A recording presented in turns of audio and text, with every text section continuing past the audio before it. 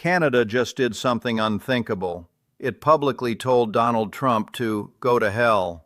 Not off the record, not in a leaked memo, not behind closed doors with diplomatic language, on camera, on the record, from the mouth of a sitting Canadian Prime Minister, aimed straight at a former U.S. president. In the entire modern history of U.S.-Canada relations, 75 years of alliance, shared defense, integrated economies, and the longest peaceful border on Earth, nothing like this has ever happened. Not during trade spats, not during political disagreements, not during crises that actually involved blood and steel. Never. And Trump's reaction? It wasn't just angry. It was immediate, maximal, and so disproportionate that even people inside his own orbit are privately describing it as a national security emergency. Within hours, he was floating sanctions on Canada. Sanctions. The kind of economic weapon the United States usually points at Iran, North Korea, or Russia, now aimed at its closest ally, its largest trading partner, and its co-defender of North America. Then Warren Buffett cut through the noise with one cold sentence that made every boardroom and trading desk go silent. This isn't a trade war with a winner and a loser. This is a murder-suicide. What you're watching isn't a disagreement, it's a rupture. And every hour that passes without de-escalation makes the damage harder and eventually impossible to reverse. So how did we get here?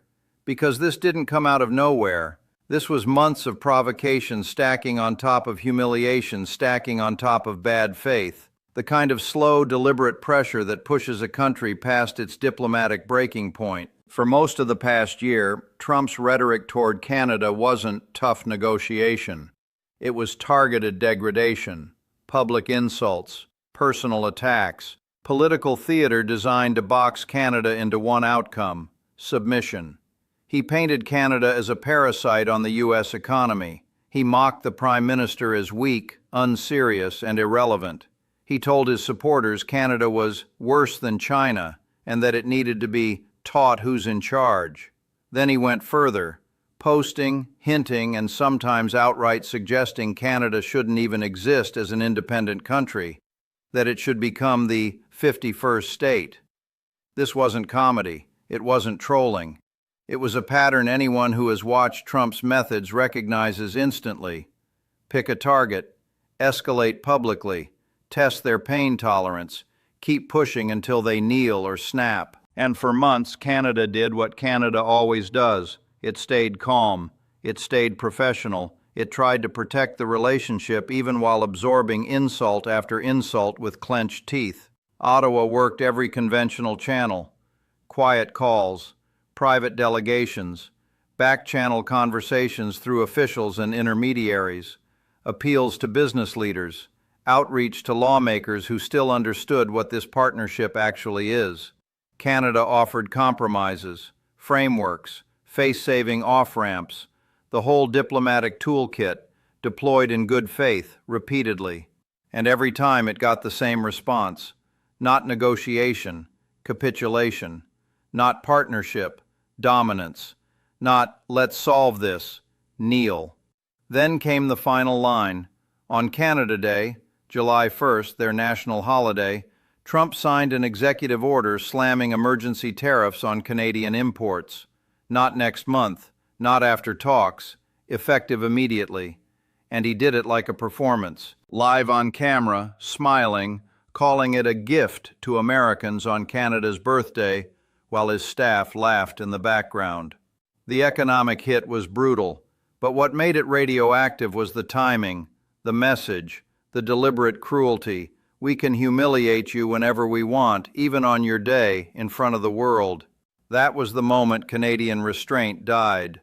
And Canada answered in a way it never has. No carefully sanded statement, no pre-briefed text, no diplomatic cushioning. The Prime Minister stepped to a podium in Ottawa flanked by Canadian flags and spoke without notes. He began calm, factual, a short summary of the months of attempted diplomacy, the repeated insults, the rejection of every good faith offer, the Canada Day tariff, and the calculated humiliation. Then he looked straight at the cameras and said the words that detonated across the planet. Go to hell. Canada is not for sale. Canada is not a vassal state. Canada is not the 51st state. And Canada will not be bullied into submission by a man who doesn't understand what this country provides to his. The room froze. Veteran reporters who have covered Canadian politics for decades looked like they couldn't process what they'd just heard. Because that phrase, from that mouth, aimed at that figure, has no modern precedent in Western diplomacy.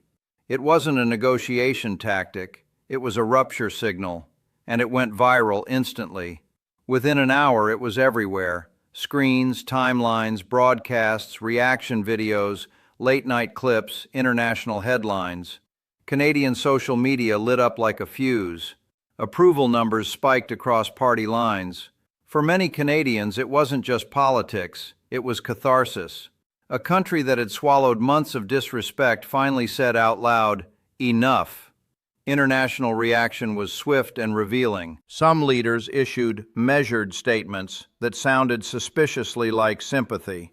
Others made calls behind the scenes. And everywhere, in Europe, in Asia, people stared at the same thought. If this border cracks, the whole Western architecture shakes. Then Trump responded. And this is where it stopped being merely ugly and started feeling dangerous. He posted within minutes, all caps, pure rage, not policy, insult, not diplomacy, humiliation. He called the Canadian leader an embarrassment, a puppet, a joke. Then came the threat escalation. Tariffs weren't enough. Now it was sanctions. Now it was economic warfare. Now it was the language normally reserved for enemies, aimed at a democracy that shares your air defense system. His posts kept coming, one after another. The tone kept rising. By midnight, he was effectively live blogging retaliation, demanding Congress authorize measures that would treat Canada like a hostile state. And somewhere around there, the Pentagon did something extraordinary. It issued a late-night clarification that no military action against Canada was being planned or considered. Think about how insane that is. The U.S. Department of Defense felt it had to publicly tell the world it wasn't about to do something to Canada, because Trump's rhetoric had drifted into territory that made people ask the question. Behind the scenes, advisors weren't in crisis mode about Canada. They were in crisis mode about Trump. Because when Trump feels publicly humiliated, he doesn't calculate. He doesn't slow down. He doesn't weigh consequences. He retaliates, instantly, maximally, and collateral damage is someone else's problem. That's the nightmare scenario, a single ego injury turning an integrated continental partnership into a firestorm. And then the spiral began. Trump pushed allies to draft emergency sanctions legislation. Freezes, restrictions, secondary sanctions, the whole menu of financial weapons. Canada responded with something far more disciplined and more lethal. Targeted counter-tariffs aimed at politically sensitive states. Public moves to accelerate energy export routes away from the U.S. Fast-track diversification talks with Europe and Asia.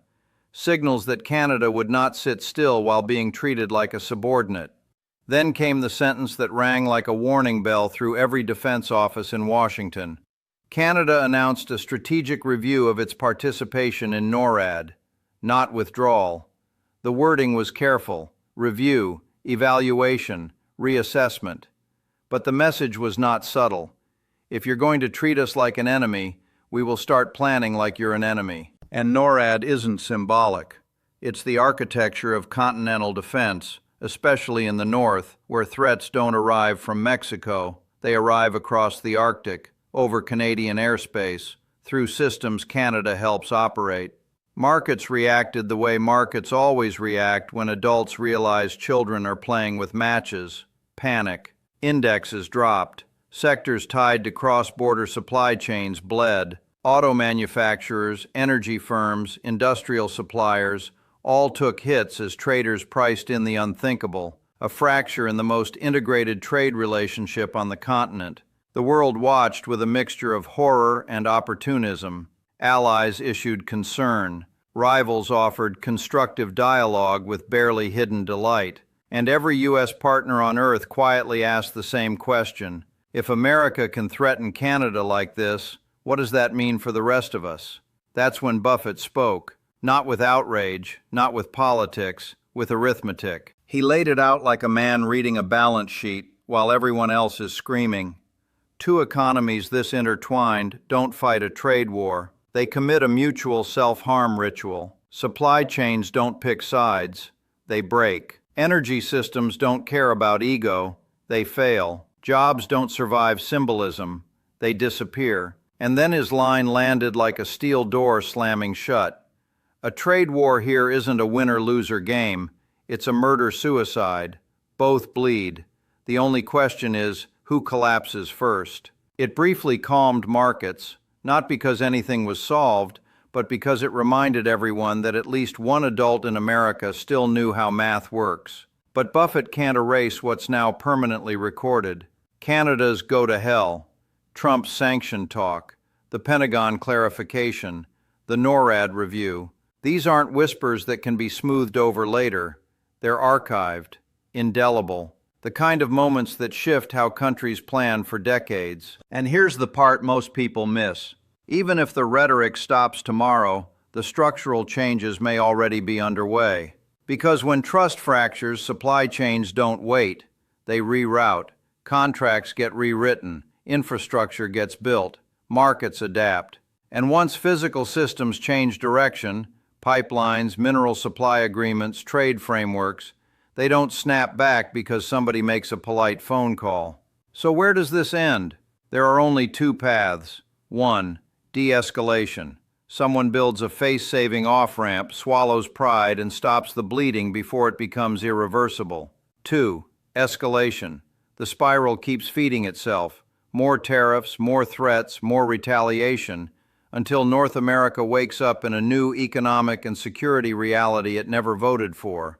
And the most terrifying part isn't the anger, it's the uncertainty. Because uncertainty is where geopolitics makes catastrophic mistakes. This entire crisis, the market losses, the alliance damage, the defense anxiety, the supply chain panic, traces back to one thing: a leader who could not tolerate being told no on camera. Canada drew a line. Trump treated it like a personal attack. And now the most important bilateral relationship in the Western world is cracking in real time. Watch this closely, because the window to stop the damage doesn't stay open forever. And here's the part almost nobody wants to say out loud. Even if the shouting stops tomorrow, even if someone engineers a diplomatic handshake, even if tariffs are quietly rolled back, the psychological damage has already been done. Because alliances don't run on paperwork. They run on trust. For 75 years, the U.S.-Canada relationship operated on an unspoken assumption. Whatever political noise happened, the foundation was solid. The border was stable. Defense cooperation was automatic. Trade friction was manageable. That assumption is gone. Not weakened, gone. When Canada publicly tells an American leader to go to hell, that becomes part of its political DNA. It becomes precedent. It becomes proof that even the most patient ally has a breaking point. And when the United States threatens sanctions normally reserved for adversaries, that becomes a precedent too. Future Canadian leaders will never forget that moment. Future American planners will never assume automatic cooperation again. Military doctrine adapts to worst-case scenarios, not optimistic ones. That means contingency planning changes. That means procurement changes. That means infrastructure decisions change. And those changes don't reverse when the headlines cool. They embed themselves. But there's a deeper layer here, one that goes beyond Canada, because every ally is watching. Japan is watching. Germany is watching. Australia, South Korea, the UK, Poland, they're all watching. And they're not just reacting to tariffs. They're reacting to volatility. If America's behavior toward its closest neighbor can swing wildly based on personal emotion, then the risk calculation for every alliance shifts. Alliances depend on predictability. Predictability depends on institutional stability. When foreign policy becomes emotionally reactive, predictability collapses. And when predictability collapses, countries hedge. Hedging means diversification. Diversification means less dependence. Less dependence means diminished influence. That's how great powers erode, not through invasion, not through defeat, but through voluntary fragmentation. And that's why Buffett's framing matters so much. Murder-suicide isn't dramatic rhetoric, it's economic logic. Integrated supply chains don't respect political rage. Energy grids don't adjust to social media posts. Defense systems don't reconfigure overnight without cost. When two economies are fused at the industrial, financial, and military level, damage doesn't stay contained, it radiates. If Canadian oil reroutes long-term to Asia, American refineries adjust, expensively. If Canadian minerals shift toward European defense contractors, U.S. manufacturers feel it. If trust declines in intelligence sharing, risk calculations increase everywhere. And once alternative pathways become profitable, they stay. Markets reward stability. They punish unpredictability. Right now, unpredictability is the dominant signal. Now here's the uncomfortable question. Is de-escalation even possible? Technically, yes. Politically, uncertain. Psychologically, unlikely without a face-saving mechanism. Because when confrontation is ego-driven, retreat feels like defeat. And leaders who define themselves by never losing struggle to step back, even when stepping back is the rational move. That's the structural danger, not the insult, not the tariffs, the ego trap. If neither side finds a narrative that allows them to claim dignity while reversing course, escalation becomes self-perpetuating. Tariff, retaliation, sanction talk, defense signaling, market stress, political pressure, further escalation. A feedback loop. And feedback loops don't require intention. They require momentum. Right now, momentum favors deterioration. And here's what makes this moment historically significant. This isn't about ideology. It isn't left versus right. It isn't conservative versus liberal. It's about institutional resilience. Can the system absorb emotional shock without collapsing strategic alignment? Can economic interdependence survive political volatility? Can mature democracies prevent ego from overriding interest? That's the real test unfolding in real time. Because the border itself hasn't moved. The geography hasn't changed. The shared interests haven't disappeared. What's changed is perception, and perception drives behavior. If Canada begins to perceive the U.S. as unreliable, it will diversify. If U.S. planners begin to perceive Canada as less predictable, they will hedge. Hedging becomes structure, structure becomes permanence, and permanence reshapes power. This didn't require a missile, it didn't require troops, it required rhetoric. That's how fragile mature alliances can be when trust erodes publicly. Now here's the final layer, the one that will define how historians write about this. If cooler heads eventually restore the relationship, this week will be remembered as a warning shot. If escalation continues and structural separation accelerates, it will be remembered as the inflection point. The moment North America began quietly reconfiguring itself, all because a line was crossed. All because a response escalated. All because ego collided with dignity, and neither yielded. And the longer the shouting continues, the smaller the window becomes. Because markets adapt quickly, governments adapt more slowly, but infrastructure adapts permanently. Watch what happens next. Not the posts, not the speeches. Watch the contracts. Watch the pipelines. Watch the defense memoranda. That's where the real story will be written, because once systems change direction, they rarely turn back. And now we arrive at the part nobody on television is explaining clearly, the economic math.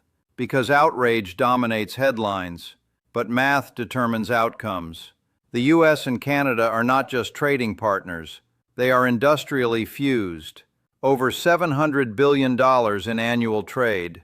More than 2 million American jobs directly tied to Canadian commerce. Entire auto plants that depend on parts crossing the border 5, 6, 7 times before a single vehicle is finished. Midwestern refineries that literally cannot operate without Canadian crude. Northern states that rely on Canadian hydroelectric imports during peak demand. Defense contractors that require Canadian nickel, cobalt, uranium, and rare earth elements to build aircraft, satellites, missile systems. This isn't transactional, it's systemic. You don't punish that without punishing yourself. If tariffs remain in place long enough, companies don't just absorb them, they re-engineer. Supply chains reconfigure, capital reallocates, factories relocate, energy routes redirect. And when capital reallocates permanently, influence reallocates with it. Here's the brutal truth. The United States is larger. Canada is more trade-dependent proportionally. In a short-term shock, Canada bleeds faster. But in a long-term structural shift, the U.S. loses strategic depth. Because Canada has alternatives. Asia wants energy. Europe wants stable democratic partners. China wants access to minerals and Arctic routes. And global markets reward anyone who offers predictability. So if Canada accelerates Pacific export infrastructure, oil, LNG, minerals, those flows don't automatically return south just because Washington calms down later. Markets don't operate on nostalgia. They operate on reliability. And that's what Buffett meant. This isn't about who wins. It's about structural damage. You don't decouple from your most integrated partner without reshaping your own internal economy. That's why Wall Street reacted before diplomats did, because capital is apolitical. It follows risk signals, and the signal was clear. Instability at the core of North American integration. Now let's zoom out further, because something else is shifting quietly. Arctic geopolitics. Canada controls enormous northern territory. Shipping routes are opening due to climate change. Resource extraction potential is massive. If Canada begins leaning eastward economically and strategically, Arctic alignment changes. Russia watches that. China watches that. The EU watches that. The US cannot afford strategic misalignment in the Arctic. But strategic alignment requires trust. And trust cannot coexist with sanction threats and humiliation campaigns. So what happens next? There are three scenarios. Scenario 1, controlled de-escalation. Back-channel diplomacy. Tariffs softened quietly. Language toned down. Both sides declare progress. Damage limited, not erased. Scenario 2, prolonged cold tension. Tariffs linger. Trade diversification accelerates. Defense cooperation becomes colder, more transactional. Trust never fully returns. Scenario 3, full structural rupture. Sanctions escalate. Canada deepens EU and Asian ties aggressively. Defense integration weakens materially. The US loses its most stable continental partner. Which scenario becomes reality depends on one variable: emotional containment. Because rational actors already understand the cost, the question is whether ego overrides arithmetic. History shows this pattern clearly. Great powers rarely collapse from external invasion. They erode from internal volatility, from unpredictable governance, from alliances strained not by interest conflict, but by personality conflict. The most powerful economy in the world doesn't lose influence overnight. It loses it gradually, by making itself harder to trust, by forcing partners to hedge, by encouraging diversification away from itself. And once diversification reaches a tipping point, gravity shifts. That's the deeper risk here. Not a trade deficit, not a tariff percentage, but credibility. Credibility is compound interest in geopolitics. Once it starts compounding negatively, reversal becomes exponentially harder. Now here's the uncomfortable closing thought. Canada saying go to hell wasn't just anger, it was boundary setting. Trump threatening sanctions wasn't just policy, it was retaliation. And when boundary meets retaliation without mediation, systems destabilize. You are watching something rare, not because of the words, but because of the speed.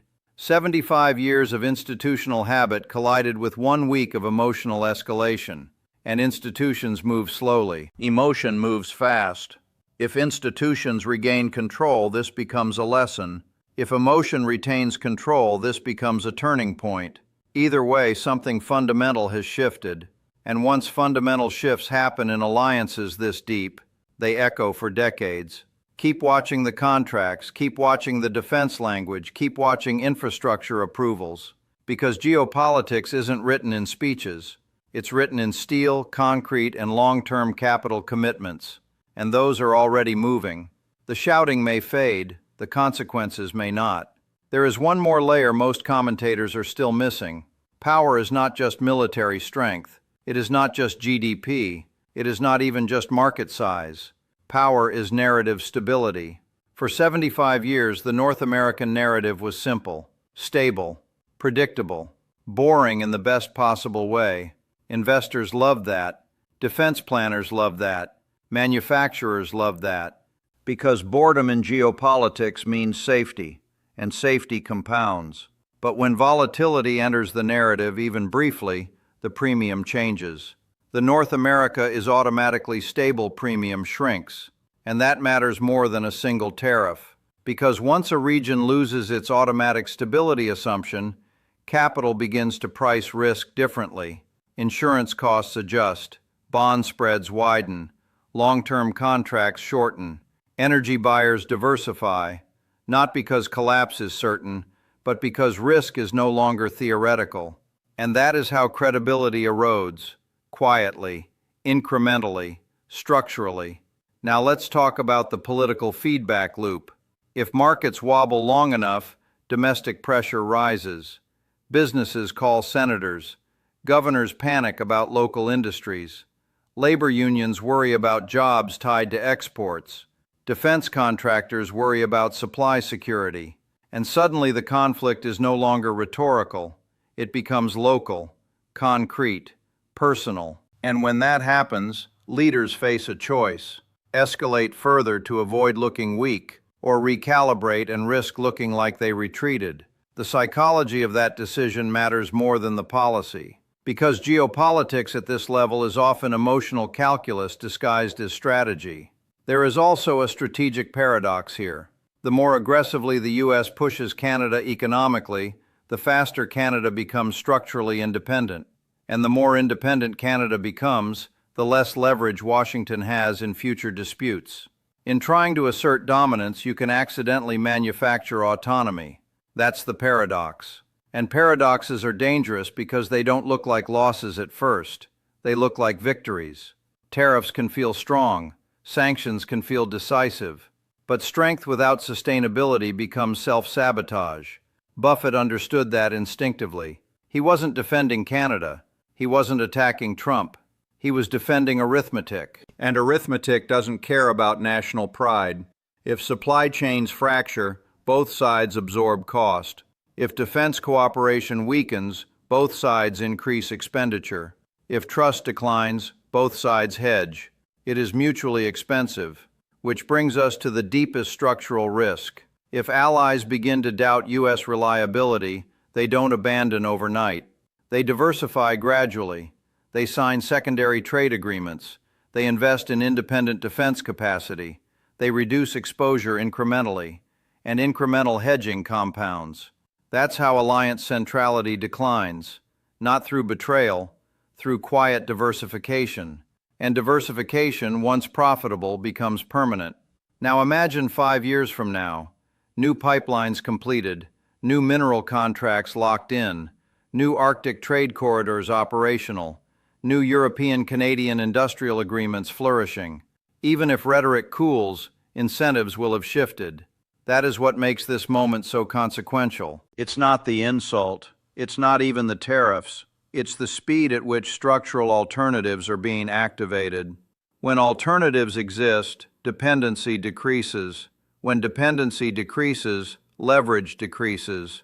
When leverage decreases, influence follows. And influence, once lost, rarely returns at full strength. So where does this leave the U.S.-Canada relationship? Not necessarily broken, but no longer automatic. And that alone is historic. For decades, the alliance was assumed. Now it must be managed, actively, carefully, deliberately. That's a different category of relationship, more transactional, less instinctive, more fragile. And fragility in geopolitics is expensive. The real tragedy is that none of this was driven by an unavoidable clash of interests. There is no territorial dispute, no ideological chasm, no security conflict. The economies complement each other, the militaries integrate seamlessly, the cultures overlap. This rupture emerged from escalation psychology, from ego collision, from public humiliation met with public defiance. And escalation psychology, once activated, is hard to unwind without visible concession. That is the central tension now. Can leaders step back without appearing to lose? If they can, history will record this as a near miss. If they cannot, historians may mark this week as the beginning of a slow continental divergence. The world is watching, not because of the language, but because of what the language triggered.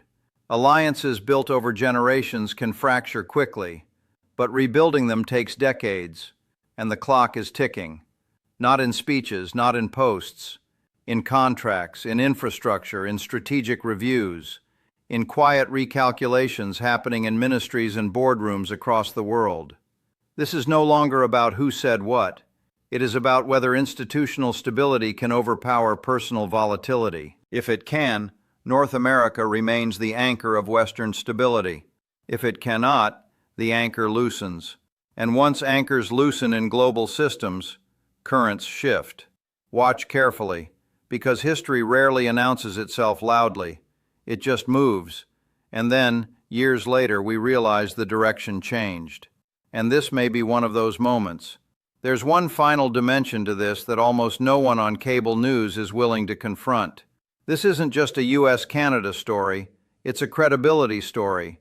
For decades, American influence rested on two pillars, power and predictability.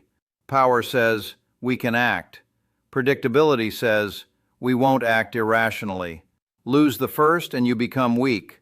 Lose the second and you become dangerous. And allies fear dangerous partners more than weak ones, because dangerous partners introduce volatility. Volatility forces contingency planning. Contingency planning creates distance. Distance erodes influence. That's the invisible chain reaction. If Canada begins embedding structural independence into its trade and defense planning, that shift will not reverse easily. If European allies quietly begin building redundancy into their North American reliance, that won't reverse easily either. Strategic planners don't assume volatility is temporary. They assume it can return. So they design around it. That's how long-term geopolitical architecture shifts. Not through dramatic declarations, through cautious adaptation. Now consider the domestic implications inside the United States. If supply chains reconfigure permanently, certain industries lose privileged access. Energy refiners face higher costs. Auto manufacturers restructure sourcing.